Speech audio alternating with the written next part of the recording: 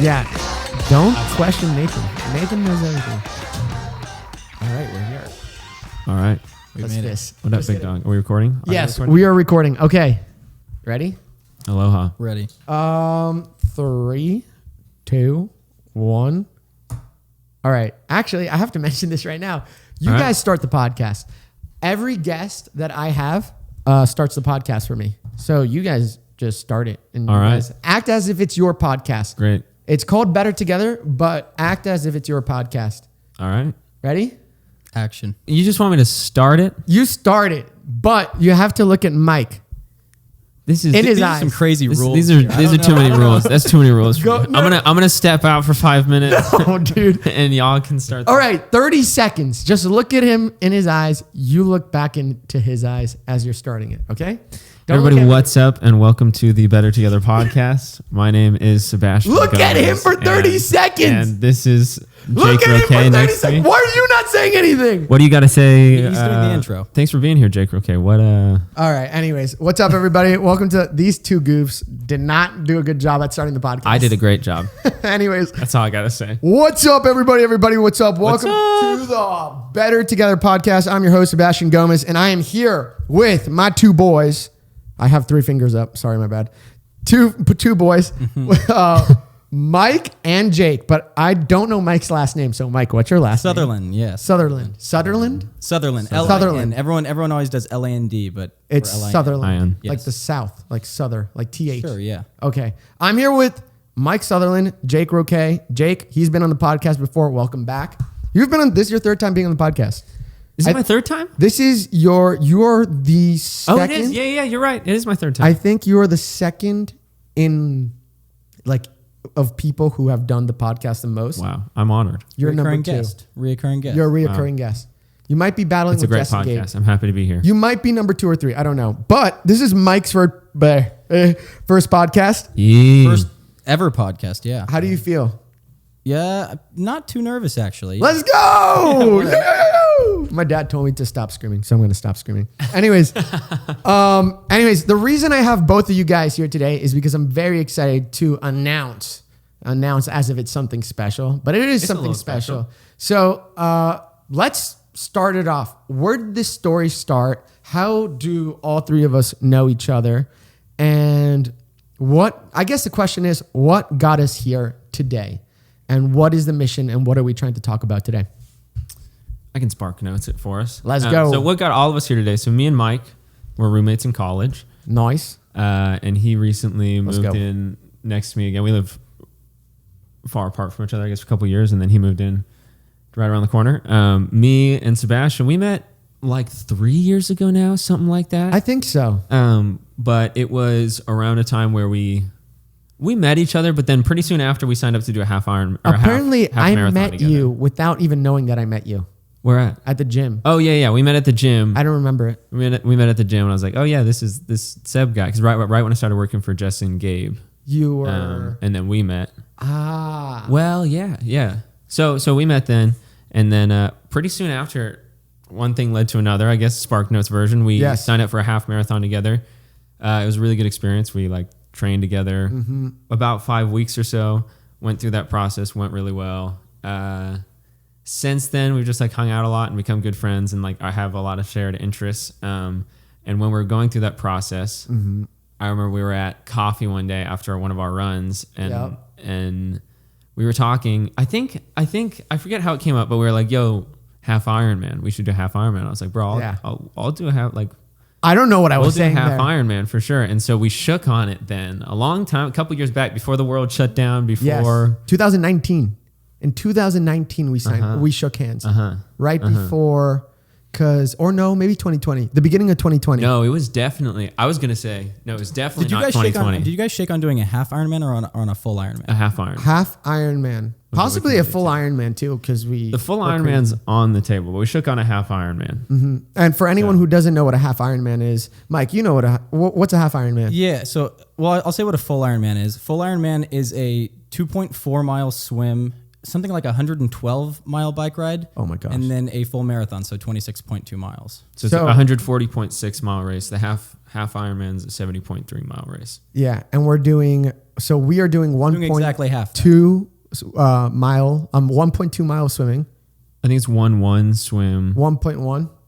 Like we're bad at math, but it's a 13.1 mile run. It's a half marathon. How many miles are left over? Like 56? 56. Yeah. Yeah. So 56 miles of biking, 1 mile of swimming, 13 miles of running. Correct. And I'm effing scared. And let's just dive into this. Okay. Right. So we're here today. I also want to mention how I met Mike. I met Mike the first time, and we were already talking about doing this half Ironman, and I agreed, and I was like, oh, I'm doing it. And then I got very scared to meet Mike because I didn't know who Mike was and what his personality was. He's a scary guy too, so. No, I just like, when you meet new people, I just feel like it's hard to meet new people. And especially with guys, there's always like this level of like, more macho. Am I more macho than you? Well, I guess like working out with dudes, it's like there's a competition factor a little bit. Yeah. So I met Mike, and you're just so approachable, and you don't care about what other people think, and you just worry. You're just in your lane, and because you're in your lane and you don't worry about what other people think about you, you're able to be yourself in first encounters with other people. And I just want to mention, dude, I had a great time meeting you. Thanks. And that goes for both of you guys. You know, you came up to me at 24 Hour Fitness, and I appreciate that, even though I don't remember it. I'm a narcissist. What's up? But when I met you, it was nighttime. It was around 1 a.m. in the morning, or 12. Late. It was like 12. Yeah. It was like 12 a.m. and we talked till 1 a.m. And I was giving this big talk like, dude, we're doing the half Ironman. You better sign up too. I heard you're going to do it, and you better sign up because we're going to be tougher and stronger.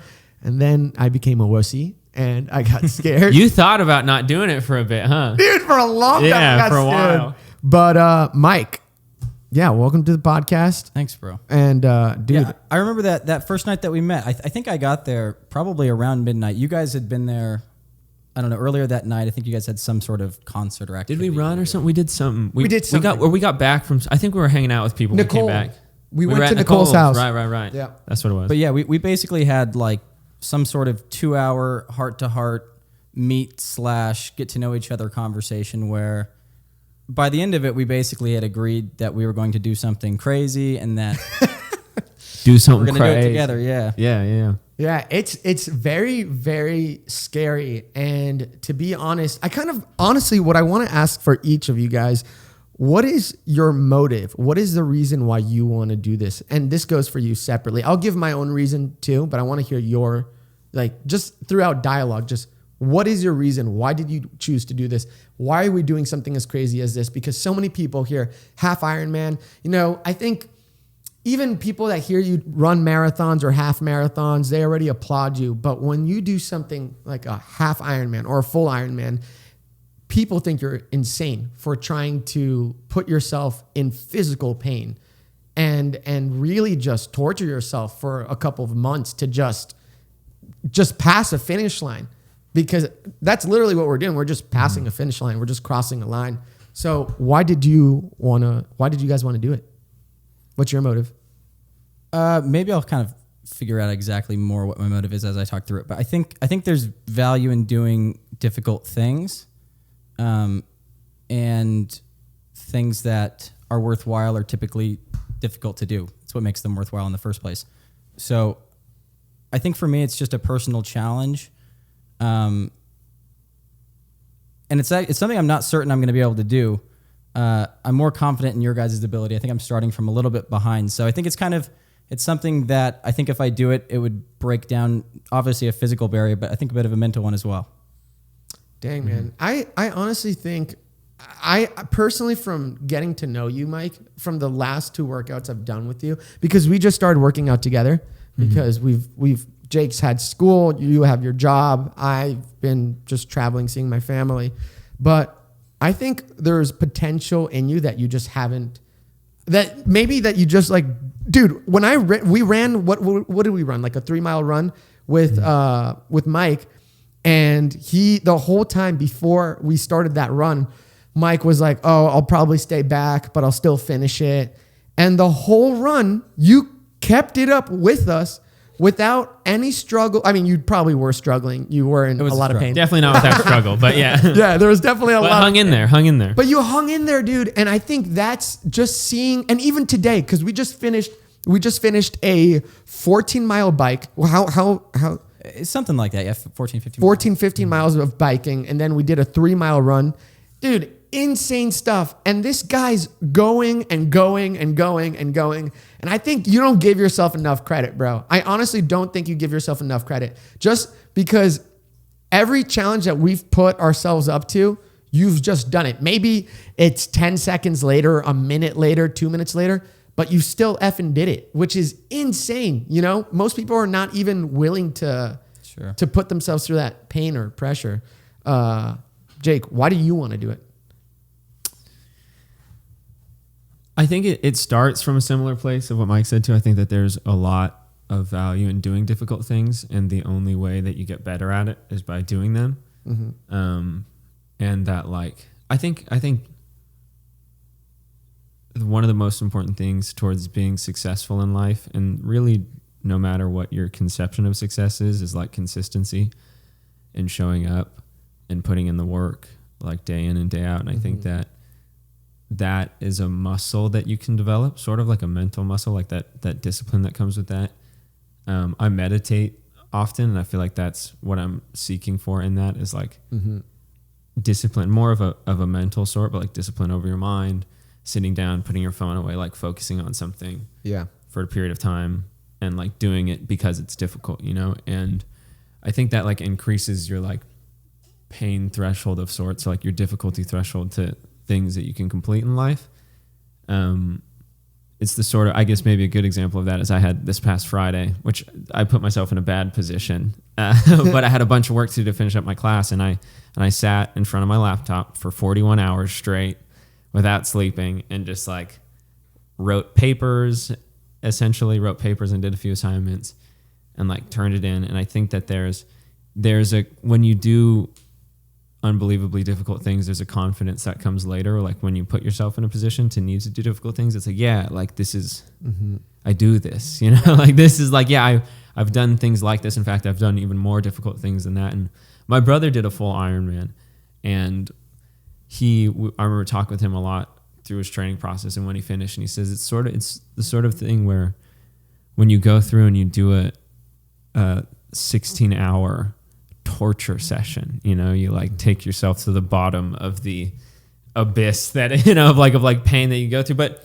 and I think there's a lot of ancient philosophy attached to these sorts of ideas too, but to look at something really difficult and like face it head on, like that is what helps you grow as a person. And having opportunities like that with the full Ironman, my brother was like, yeah, you do something like that, and then you show up to work the next week and you got 8 hours of work to do, and you're like, this is easy. Yeah, this is a walk in the park out here, you know, like that's no problem. I can do that sort of thing. And even, you know, whether it's physical challenges, mental challenges, like emotional challenges, to be more of the kind of person that when really hard things come your way in life, because guess what?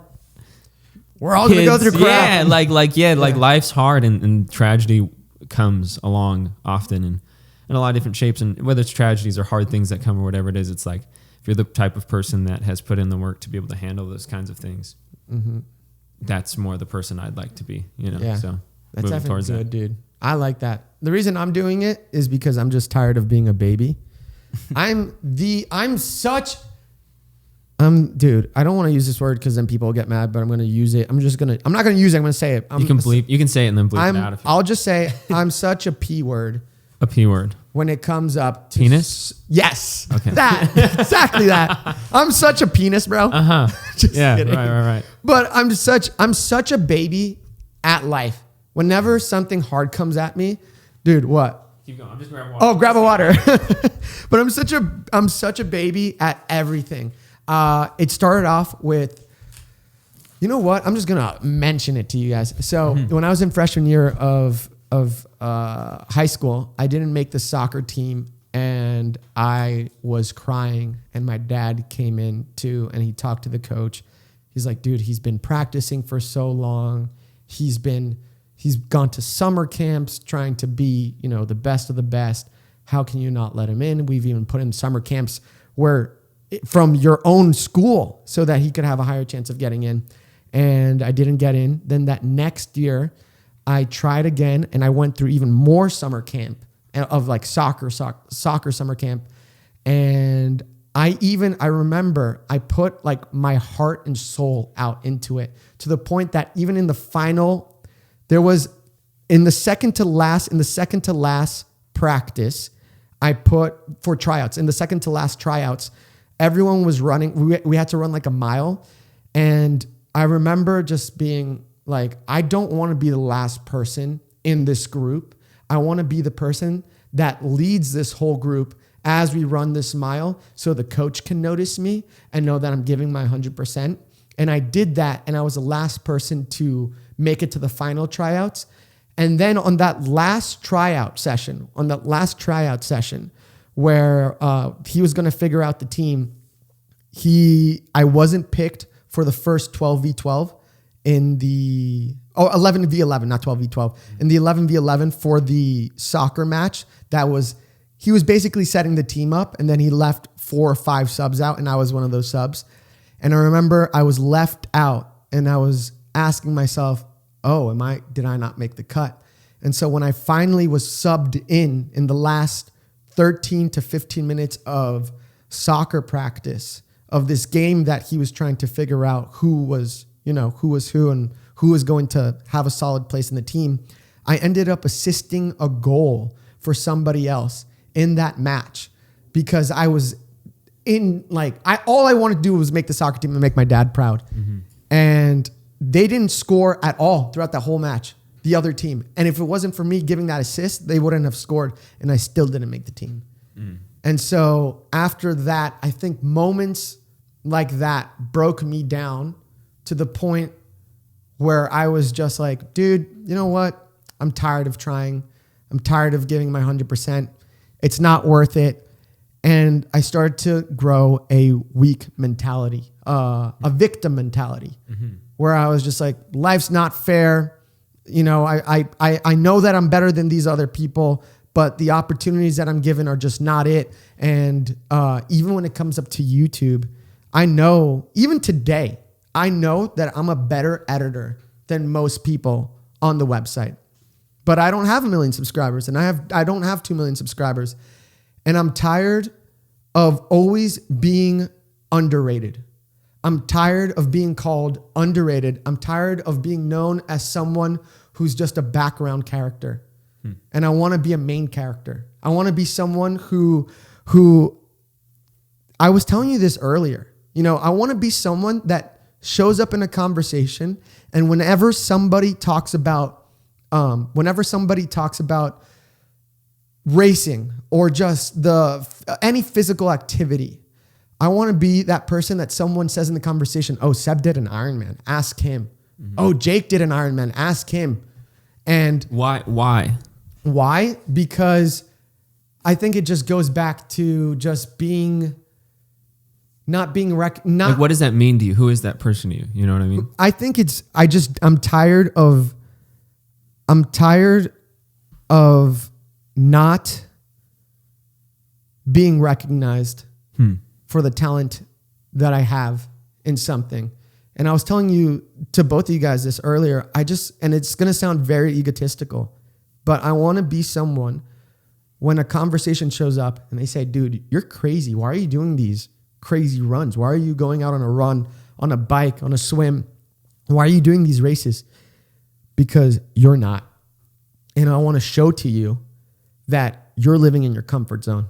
And I lived in that comfort zone. And I allowed myself to be a victim of that comfort zone. Mm-hmm. And I'm tired of being a baby. I'm tired of I'm even going to mention this right now. It took me 3 months, 4 months for you to convince me to finally do this half Ironman, because it's a huge financial investment. Mm-hmm. You have to buy a time investment, a financial investment. And I'm barely making money to pay for my stuff. Mm-hmm. And so for me to say, oh man, I don't want to do it because I want to be in my safe zone and I want to make enough money so I don't freak out. I'm allowing myself to be in my comfort zone again, to retreat in my comfort zone and grow that victim mentality of saying, dude, I don't make enough money, so I just can't do it. And I remember you telling me this, and I remember both of us talking about this. One of the things you mentioned to me was, hey, don't you know that something like this is going to teach you what you're capable of? That a race like this is going to teach you, just how you said your brother, when he showed up at the 8-hour work week, he saw it and he was like, dude, this is easy. This is super easy. And I want to have that mentality with anything so that when I run this race, when I have a hard time with YouTube, when I doubt myself, when I see other people blow up, dude, I'm telling you this straight up. It's like, I'm not a quitter. I'm not a quitter, is what bro. it is, yeah. And it goes for the city too. Right. It goes for the city too. You know how many people effing quit their dreams? Mm-hmm. Do we want to be quitters? I don't want to be a quitter. I don't want to be known as someone that goes back to their hometown and says, I gave up, that I didn't give it everything that I had. Because I know that there's something in me that I haven't tapped into yet. Mm-hmm. And I need to tap into that. And I need to find that. And I'm not going to find that through, and I think it depends on the person. Maybe it's a work ethic. You know, maybe it's your job that you have to find that place to tap into and find where you can really dig in and find out who you are. And I know for me, athletically, I've been gifted to have a healthy body and to be able to do these endurance races. And for me, I just know this is where I know I can find my untapped potential. This is not the easy way, but the path most clear to me that has taught me the most about my fear, my victimhood mentality, and overcoming my pain. So yeah, that's pretty much it. Thanks. That's my TED Talk right there, bro. There you go. Dude, what do you guys think? Mike, you got anything to say? I don't know. I think this is actually something Jake and I were talking about a few nights back, but there's like getting challenged, and even like your story about getting cut from the soccer team. That's obviously a huge bummer in the moment. I'm sure you're crushed over it. Bro, I cried. Yeah, fair. I know some people who didn't have like really any challenges growing up, and I think that while it might seem nice in the moment, that's something that probably comes back to haunt them to a certain degree later in life. Mm-hmm. So yeah, I mean, I guess it's just more support for the idea that challenging yourself, especially intentionally challenging yourself with things that you're not certain that you're going to be able to accomplish, there's a lot of purpose in that. Mm-hmm.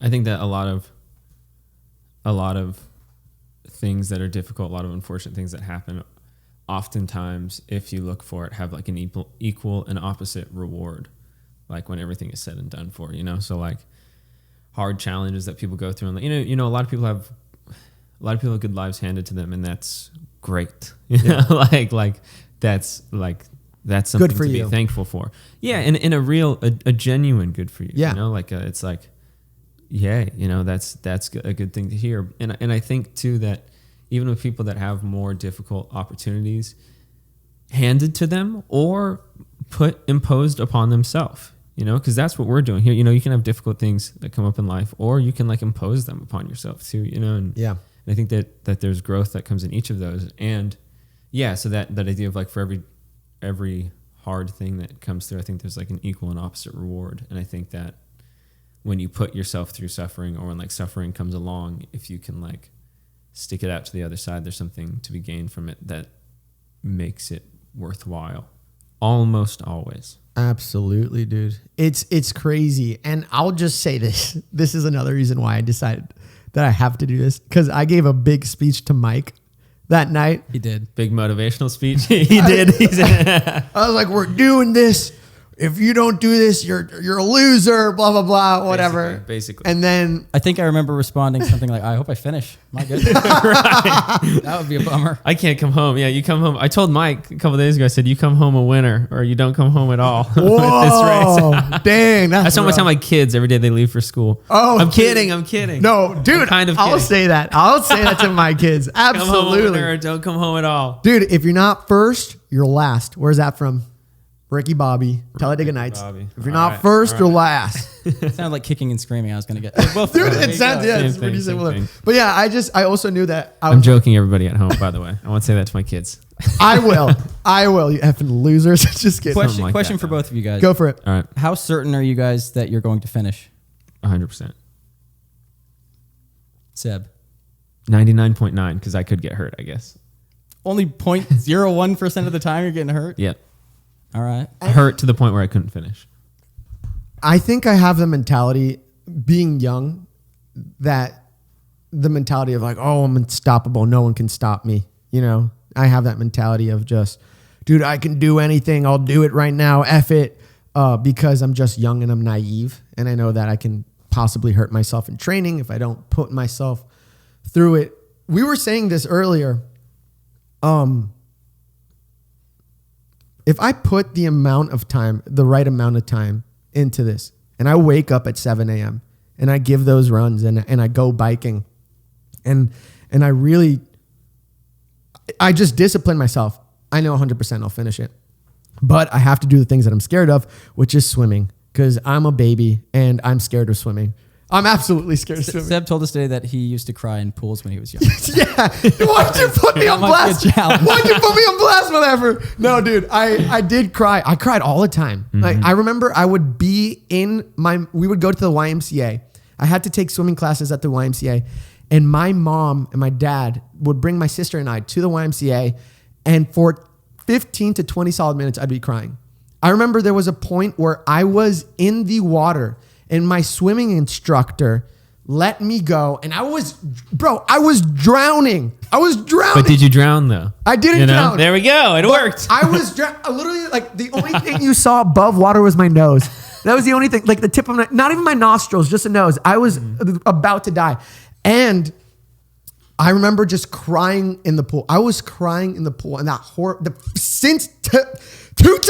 till this day, I'm horrified of swimming. Even in high school, when I had to do the swimming laps and all that stuff, I would go to the nurse's office and fake that I was sick so I didn't have to do those swimming classes for within that gym season. Yeah. And my mom, she doesn't know how to swim, and she's afraid. She's deathly afraid of the water. Like, she won't even go in her own pool and stand in it. We've lived in our house for 7. You have a pool? At my house in New York. She doesn't use it. And for 7, I think we've lived there for 17. Mom, I'm so sorry if you're watching this. I'm putting her on blast. But for like 17 to 18 years of us living in that house, she has not stepped in that pool once. Not even in ground level. And because of her fear of the ocean and her fear of the water, and and I'm not blaming her, because, you know, I understand her fear, and I know that other people have that fear, but that fear kind of transmitted to me. And so that's why I wanted to learn how to surf, because, you know, I just want to do things that scare me. I'm tired of not doing things that scare me. I'm tired. That's why I've skydived. I've bungee jumped. I've learned how to surf. I've learned how to skate, and I'm not the best skater, but I need to do these things. We're in a Thrasher tee, though, so dude, you better be all right. Yeah, no, dude, I know. Yeah, dude. Sorry, I'll put the shirt inside out. But I'm just tired of, and that's why I was telling you earlier, and my parents are going to listen to this. I was like, I want to get a motorcycle because I'm tired of being scared of all these things. That's a tough But that's a tough one. I'm not going to. We'll go there another time. Yeah, we'll go there another time. We had a long chat about motorcycles earlier. Yeah, dude. It's rough. Bad. So I actually have a challenge for you guys. A challenge. I have a question/challenge. So we worked out today.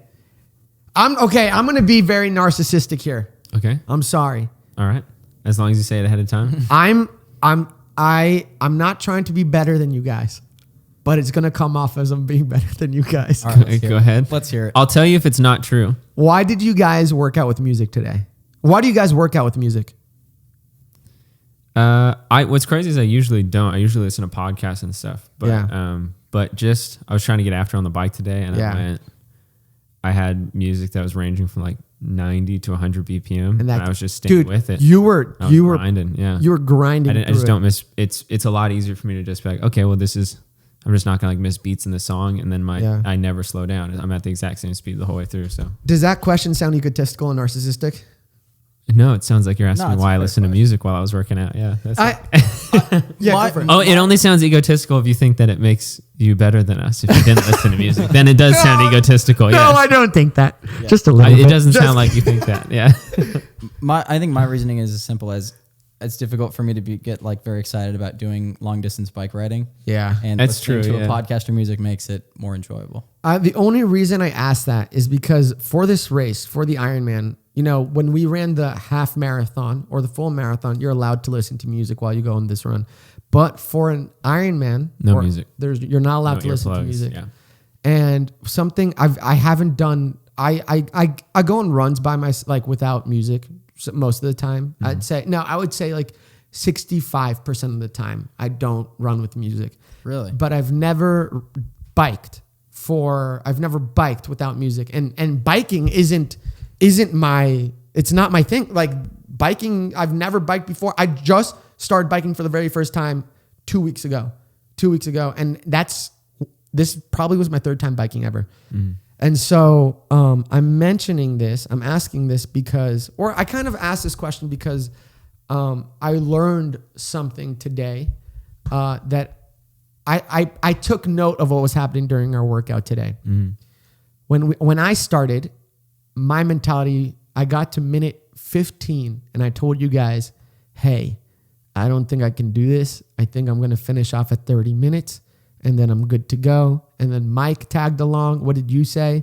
You said, oh, I'll probably do 40 minutes or something like that. Like, I was like, said oh, let's do like 45 at least. Then we're like 40. We could do 40. or something. Like it went from me, and I'm not putting anything on because I started it. I was being a baby. I'm an effing baby. I'm a baby. I'm not saying anything towards you, Mike. I swear to you. He's giving me a look like as if I'm going to say something. No, I'm just curious. Let's hear it. No, so I said I wanted the easy way out, which was very I saw it transmit to Mike, and then after it transmitted to Mike, I didn't hear you guys because I just had my headphones in the whole time, so. Yeah, you had your head. That's probably why you didn't it didn't transmit to you because you had your headphones on. You were like, I'm in the zone, and I remember like, oh if he's in the zone, then I have to be in the zone, and then I remember right after that. All I did, I wasn't listening to music. So the whole time I had to learn how to talk to myself as I was doing this bike ride. And for the first 15 minutes, I was struggling. I was like, I think I'm only going to be able to hit 30 minutes. Then you said no. And then that, I guess, attached to Mike and I, or maybe Mike didn't even hear it. And Mike just kept on going. And then I was like, I'm going to have to do more than 30 minutes because I know this guy's not going to do more than less than 30 minutes. So then I hit 25 minutes and I was like, oh my gosh, what am I doing? This is easy. Like, this isn't that bad. Not easy, but I was like, oh, I'm about to hit 30 minutes. And then I said, all right, I'm going to do 40 because Jake said 40. And within those 40 minutes, I started doing the rosary because I couldn't, I was freaking out and I couldn't count. So I just started praying throughout the first, I started praying for 10 minutes. I said 10 Hail Marys and 1 glory be, and then 10 Hail Marys and 1 glory be, because that kept my mind concentrated on something else. Yeah. And I don't even remember the prayer in Spanish. So I was trying to focus on how to say it in Spanish. Mm-hmm. So I was saying the rosary in Spanish, but it helped me and it was contagious to see, because I was going to stop at 40 and I saw you keep on going. And I was like, man, now I have to keep on praying. So I kept on praying. I kept on praying for another 5 minutes. But what I learned from that, and I'm saying, obviously we all, when you do runs, whether it's with music or not, it's you will experience a runner's high. Like you do experience a runner's high once you finish. You're like, dude, I did it. I experienced it. But when I swear to you, I've never struggled as much as I did today. And the whole time within the never. I've struggled for sure. Okay. But like I struggle because this, like on a bike, I've never struggled on a bike. You had ups and downs. I can see it. Yeah. And those last 5 minutes, I swear to you, I hit cloud 9 and I just kept on saying, bro, you're an effing beast. You got this. You're doing this because no one else is doing this. Everyone here in the gym, I was like, dude, everyone else here doesn't you know what I'm saying? And I asked that question because, or I brought this up because I'm telling you guys, you have to try it. Like go for a 45 minutes and an hour bike ride with no music. And that's another reason why I want to do this race, because it's teaching me without having to deal with music or listen to a podcast or listen to an audiobook. It's taught me how to talk to myself. Yeah, that is a fair critique, I think, to a certain degree, because I mean, I know, speaking for myself, I basically have headphones in listening to different input almost all day long. Like when I'm showering, when I'm driving, mostly when I'm working, when I drive back, if I work out, it's like, I don't know, most of the hours I'm awake, I'm getting some sort of input. Dude, which, that will be an adjustment. That's fair. I do the same thing. I wake up, I go in the shower, I listen to a podcast. I go out and I make my food and I'm listening to some David Goggins speak. And I don't know how to talk to myself. I literally don't know how to talk to myself. And when we were racing, when we were doing the half marathon, I think the reason I felt so good in that period of time in my life was because I was running without music. And I was starting to build the habit of learning how to talk to myself when I felt like that I couldn't, surpass whatever objective I had for that day. And so, I mean, I'm just mentioning it. Maybe I sound very like an a-hole right now for mentioning this, but I'm just saying, bro, like we should try a run without music or try a bike ride without music, because dude, I'm telling you, I've never talked to myself so well in a while until today. So that's pretty much it. Yeah, I think it's a good idea. Yeah, that's pretty much it. But yeah, that's pretty much it. Here's another question. All right. What do you have to say? Go for it. No, I agree. I think it's a valuable thing to do. I think even I mentioned it already, but meditation is just like a really important thing for me. And I think that. Why is meditation so important to you? What have you learned from it? It's a couple things. I think it's really important for me just to be able to, like we talked about, we had a long conversation about this, but this constant input that you have all the time, just to like set your phone down, like do nothing else but nothing for a little bit of time and like focus on your breath or whatever form of meditation that you're going after. And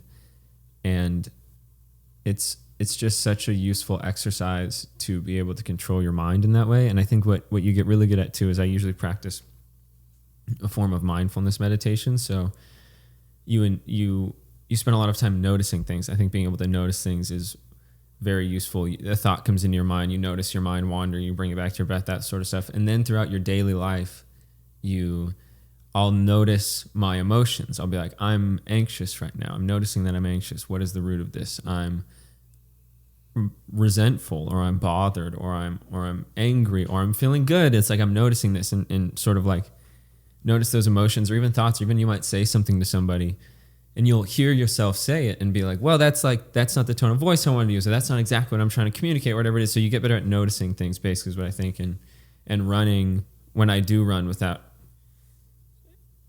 any sort of input or anything, that's what I notice happening at the same. It's very meditation-like to me, where you're doing a similar process. And I also think too, it's really important to, I've also heard meditation described as like checking your mental inbox. So it's like, when you get like emails and like things pop up and maybe like make you feel a certain way. I think when I go and run, you have some time just to like not have input, and your brain's just allowed to just like think and process information and process, right. You can't distract yourself from the things that are bothering you.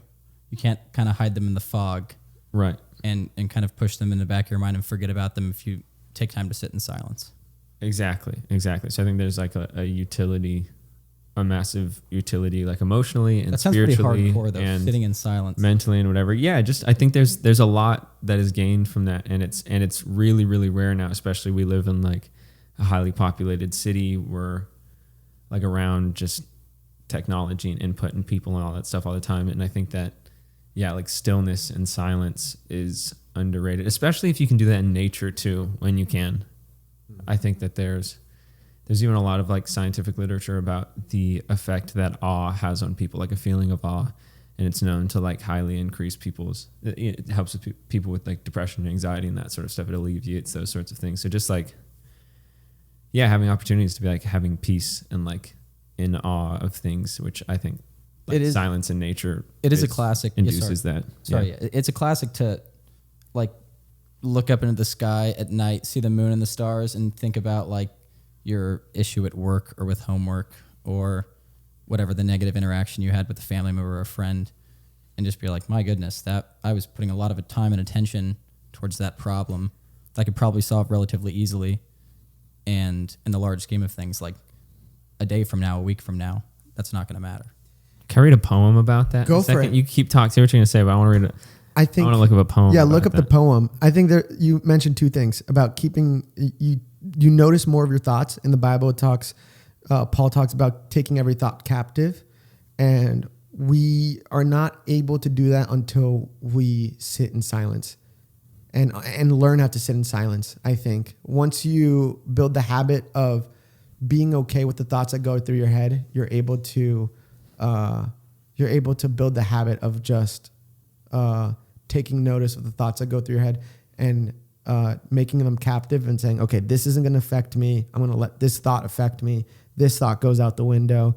And another thing, one last thing, was that to this day, so far, all of us, we've come out of 100% of the problems that we've experienced in our lives. None of them got me yet. Yeah, none of them got you yet. Unless you ride a motorcycle. Then you might die. True. Anyways. Statistics aren't great. So we're talking about something I try to do quite often, and it actually works because I live in this back house. So there's like a pool house, back house kind of thing I live in. It's tight. But it is tight. I love it. I genuinely really, really love it. One of the things that's a bummer is that my bathroom is detached. So I like walk like 20 feet outside to go to the bathroom. But what it gives me an opportunity to do often, like when I'm really stressed out, is exactly what you said. Look up into the sky and be like, you look at the stars and you look at the moon and you just like sit in awe of that. And it makes you think like my problems that feel like the world is like crumbling around me. It's like, we're all still going to be here. Like everything's going to be okay, you know? But there's this poem I heard Elon Musk read it on the Lex Friedman podcast. So Shout out to Lex Friedman. But it just, when we're talking about it, made me think of that. And I remember it was profound for me. So maybe let's go. Someone else might find it to be that way too. I'm ready. It's called The Pale Blue Dot by Carl Sagan. It better not suck. And so you won't be disappointed. I'm just kidding, dude. There's a lot about him, but he's a great dude. It's centered off of this photo that he took from I think the Voyager 1 was sent out into space. Wow. Looking back on the Earth. And in this photo, you guys can see it here. Maybe you could put a picture of it. Right here, this pale blue dot is Earth. Like hanging, suspended in the right cosmos here? sort of thing. Right there. A little ray of light. Right? So you could put up on the screen if you want. Whoa.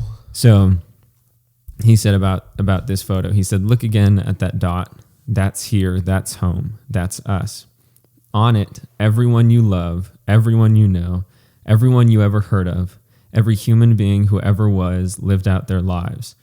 The aggregate of our joy and suffering, thousands of confident religions, ideologies, and economic doctrines, every hunter and forager, every hero and coward, every creator and destroyer of civilization, every king and peasant, every young couple in love, every mother and father, hopeful child, inventor and explorer, every teacher of morals, every corrupt politician, every superstar, every supreme leader, every saint and every sinner in the history of our species lived there, on a mote of dust suspended in a sunbeam. The earth is a very small stage in a very vast cosmic arena. Think of the rivers of blood spilled by all those generals and emperors so that they could, in glory and triumph, they could become the momentary masters of a fraction of that dot. Makes it sound really silly when you hear it that way. Think of the endless cruelties visited by the inhabitants of one corner of this pixel on the scarcely distinguishable inhabitants of some other corner. How frequent their misunderstandings, how eager they are to kill one another, how fervent their hatreds. Our posturings, our imagined self-importance, the delusion that we have some privileged position in the universe are challenged by this point of pale light. Our planet is a lonely speck in the great enveloping cosmic dark. In our obscurity and all this vastness, there is no hint that help will come from anywhere to save us from ourselves. maybe a bit of a Yeah. deviation from some religious beliefs that we might have, but a lot of the premise is still the same. The earth is the only known world so far to harbor life. There is nowhere else, at least in the near future, to which our species could migrate, visit, yes, settle, not yet. Like it or not, for the moment, the earth is where we make our stand. There's one more paragraph, so I'll read it. It has been said that astronomy is a humbling and character-building experience. There is perhaps no better demonstration of the folly of human conceits than this distant image of our tiny world. To me, it underscores our responsibility to deal more kindly with one another and to preserve and cherish the pale blue dot, the only home we've ever known.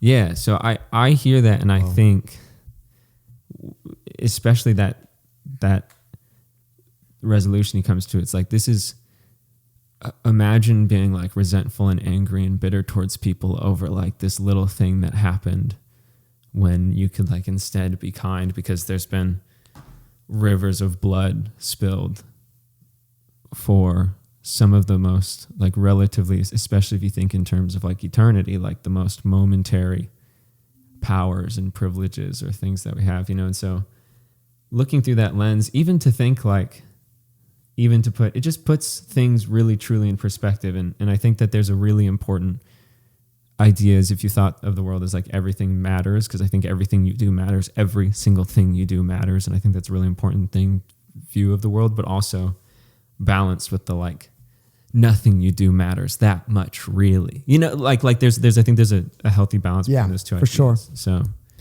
yeah. Dang, that's good. If there's one last thing each of you guys could say to encourage someone to face the challenges that they've been holding back because of fear or a victimhood mentality or anything that's been, you know, stopping them, what would you tell them if they were thinking of racing or thinking of chasing a job opportunity? What's one piece of advice, or not even piece of advice, but what, as a friend, as a friend, just like me and you, if I said, hey, I'm thinking of doing this thing and I don't know if I should do it, but here are all the benefits, but I don't know if I should do it, I don't even think I can, what would you say? One thing that I've been kind of thinking about and working on lately is being willing to be a fool. And that's like super uncomfortable, mostly because it's not fun to be a fool. It's not fun to be bad at things and fail at things. But there's this idea that the fool is the precursor to the savior. And people who are now really good at things used to be really bad at them. So you have to be willing to be bad at them first, right? That's kind of a prerequisite to becoming good at something a lot of the time. So I guess that's kind of what I'm trying to do here. I'm hoping to finish. I might not. I'm going to give it my best shot. You will, dude. You will finish. But yeah, I mean, I guess that's something that's been difficult for me. I sometimes avoid things that I think I'm not going to be good at, or things that I think I'm going to fail at. So I guess this is kind of going for it a little bit. But yeah, be willing to put yourself out there and be willing to be a fool and be willing to fail. Mm-hmm. Dang, bro. That's a good one. How about you? I really like the phrase conflict delayed is conflict multiplied. Mm-hmm. And I think that if there's something that you know, like deep down in your heart that you need to do, say you said like to get a job or do some difficult physical feat or whatever it is, you can either work towards getting a job now, or you could work towards, if you hate your job, let's say you're in a job that you're working and you hate it, you can work towards improving your situation now, that might increase the amount of pressure and workload you put under in the immediate term. And that doesn't sound pleasant. So a lot of times that's what stops people from doing that.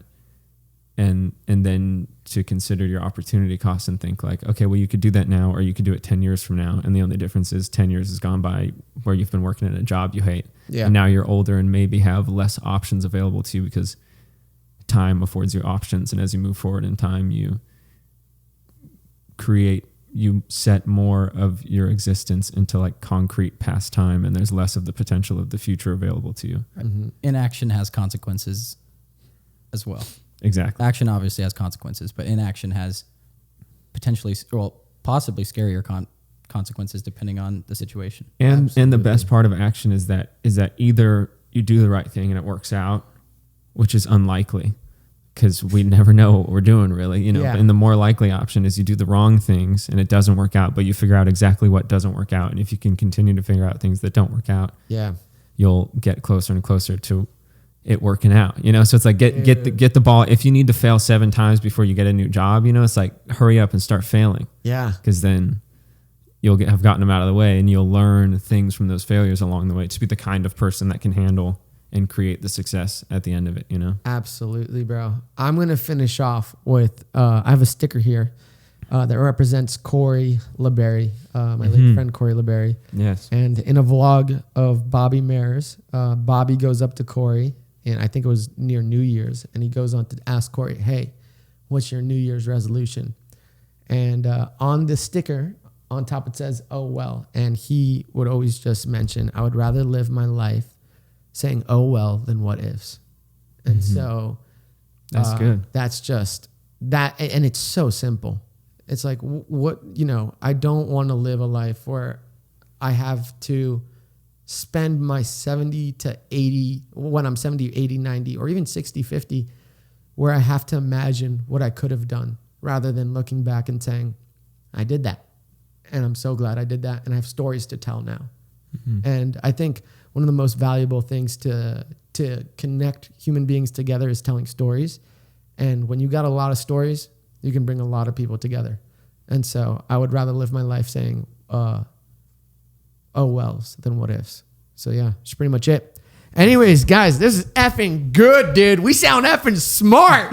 Let's go, dude. We're working on it. Let's go. Maybe one day. But anyways, you guys have anything that you want to leave any links down below? Anything that you want to share? Anything that you want people to know or catch? Yeah, sure. You can find me on social media. I've got a YouTube channel. And an Instagram. Jake Roque. Ladies. JakeRoque. Check him Instagram. out. Ladies, check me out. I post at least once every 3 months. Maybe not that much. No. He posts a lot. He posts a lot of stuff on his Instagram. I'm posting more right now, actually, especially now that I'm wrapping up the management of school. So yeah. Yeah. And then Mike doesn't have he doesn't have social media. Maybe a deeper conversation for another day. Yeah. I technically have an Instagram. Yeah. What's your Instagram? It's Michael Sutherland and the number 5. But I mean, honestly, you have like 3 posts. I don't know why I laughed at that. Don't follow. I don't follow. I really don't.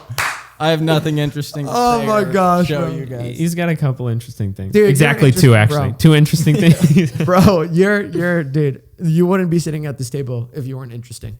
So anyways, thanks for watching the Better Together podcast. Let's give a round of applause to these 2 guys. Just me? Thank you. Just me? Okay. Yeah, I'm not going to applaud myself. You applaud yourself right now. Okay? Keep on going. Is that a reoccurring joke? The just you applause? No, that was awkward it could for me. be. Yeah. We should all applause Let's right give now. a round of applause. Just There we go. One clap. All right. Thanks for watching, guys. Peace out. See you. Love you. Peace, guys. Love you. Bye.